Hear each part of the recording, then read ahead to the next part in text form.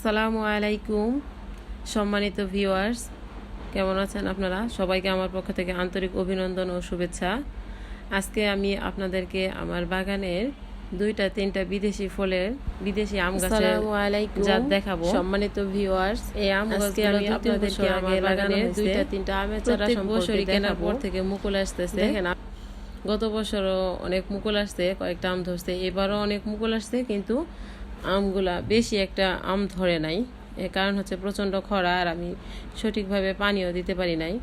আম গাছের মুকুল আসার পর থেকে 3 ধাপে কীটনাশক ইউজ করতে হয়, তাহলে আমের কুড়িগুলো অনেক টিকে এবং আমের ফলন অনেক বাড়ে।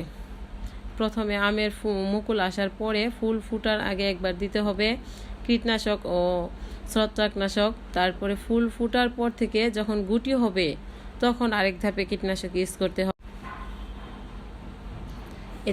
এতে করে আমের পোকা হওয়ার সম্ভাবনা খুব কম থাকে। আপনারা সবাই চেষ্টা করবেন আপনার বাড়ির আঙিনায় আশেপাশে 2-3টা করে আম গাছ লাগানোর জন্য। আম অনেক সুস্বাদু একটা ফল। আম পছন্দ করে না এমন মানুষ খুব কম আছে। আপনারা বাড়ির আঙিনায় যদি 1-2টা করে আমের চারা লাগান প্রতি বছর, তাহলে আমের অনেক ফলন হবে। এখন বর্ষাকাল, আম গাছ লাগানোর খুব সুন্দর একটা সময়। এই সময় আমের চারা বা যে কোনো ধরনের ফলের গাছ লাগাইলে মারা যাওয়ার সম্ভাবনা থাকে না এবং গাছের বৃদ্ধিও অনেক বেশি ভালো হয়। দেখেন আমার আমের ফলন, এই ভিডিওতে ততটা বোঝা না গেলেও আমগুলো অনেক বড়, সাইজে অনেক বড় হয়। একটা আম প্রায় 1 কেজি ওজনেরও হয়ে থাকে। এখানে একটা চারা আছে, এটার নাম হচ্ছে চিয়াংমাই, আরেকটা হচ্ছে মিয়াজাকি। এটা বিদেশি জাত চারাগুলা। আপনারা চেষ্টা করবেন সবাই আম গাছ লাগানোর জন্য। যে এটা হচ্ছে মিয়াজাকি আমটা, যে দেখেন আমগুলা দেখতে কতটা সুন্দর।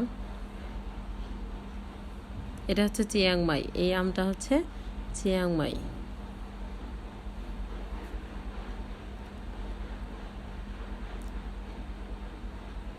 কয়েকটা আম ধরছে গাছে যদিও, কিন্তু আমগুলো অনেক বড় হয়েছে। আমগুলো দেখলে অনেক ভালো লাগে। দেখেন কত বড় সাইজে, কত বড় আমের সাইজগুলা। প্রত্যেকটা আমই অনেক বড় সাইজে।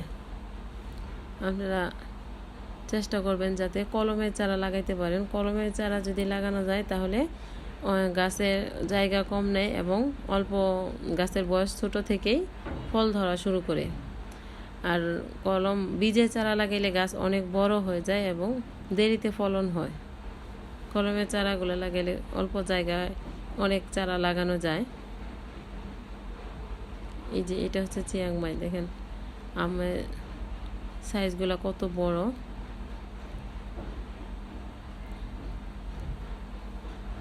আমের খুব বেশি ফলন হয়নি, কয়েকটা ধরছে, কিন্তু তারপরেও ফলগুলো অনেক সুন্দর এবং বড় হয়েছে। সবাই আমার বাগানের জন্য দোয়া করবেন, আমার জন্য দোয়া করবেন। সবাইকে অনেক ধন্যবাদ সময় নিয়ে আমার ভিডিওটা দেখার জন্য। আবারও দেখা হবে অন্য আরেকটা ভিডিও নিয়ে। ভালো থাকবেন সবাই। আসসালামু আলাইকুম।